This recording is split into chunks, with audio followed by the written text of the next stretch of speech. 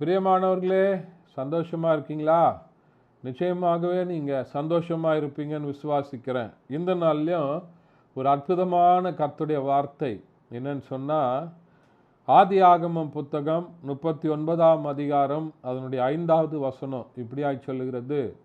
ஆண்டவர் யோசேப்பின் மித்தமாக கர்த்தர் அந்த எகிப்தின் வீட்டை ஆசீர்வதித்தார் என்று சொல்லி பார்க்கிறோம்.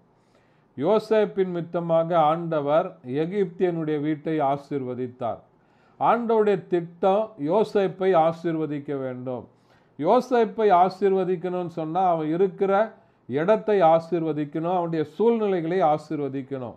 ஆகையினால தான் வசனம் சொல்லுகிறது, யோசேப்போடு கூட ஆண்டவர் இருந்தபடினால யோசேப்பை ஆசீர்வதிப்பது ஆண்டவருடைய சித்தம், அது ஆண்டவருடைய திட்டம்.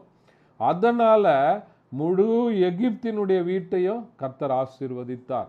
ஒருவேளை உங்களை ஆசீர்வதிக்கும்படியாக ஆண்டவர் சித்தம் வைத்திருக்கிறபடினால, உங்களை குறித்து ஒரு தேவ திட்டத்தை ஆண்டவர் வைத்திருக்கிறபடினால, உங்களின் மித்தமாக உங்களுடைய குடும்பங்கள் ஆசீர்வதிக்கப்படும், நீங்கள் வேலை செய்கிற வேலை ஸ்தலங்கள் ஆசீர்வதிக்கப்படும், நீங்கள் போகிற எல்லா இடங்களும் உங்களின் மித்தமாக, ஒருவேளை அது புறஜாதியாருடைய அலுவலகமோ அது எப்படிப்பட்ட இடமாக இருந்தாலும் சரி, உங்களின் மித்தமாக நீங்கள் போகிற இடத்தை ஆண்டவர் ஆசீர்வதிக்க அவர் உண்மையுள்ளவராக இருக்கிறார். ஏன்னா உங்களை ஆசீர்வதிக்கணும், நீங்கள் ஆசீர்வாதமாக இருக்கணும்னு சொன்னால் நீங்கள் இருக்கிற இடம் ஆசீர்வதிக்கப்பட வேண்டும், உங்களுடைய குடும்பங்கள் ஆசீர்வதிக்கப்பட வேண்டும், உங்களுடைய வேலை ஸ்தலங்கள் ஆசீர்வதிக்கப்பட வேண்டும்.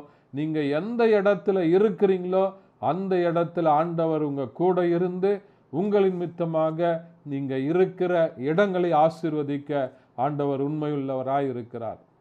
ஆண்டவருக்கு அந்த வார்த்தைகளை நம்புங்க, கர்த்தர் பெரிய காரியங்களை செய்வார். தேங்க்யூ. God bless you.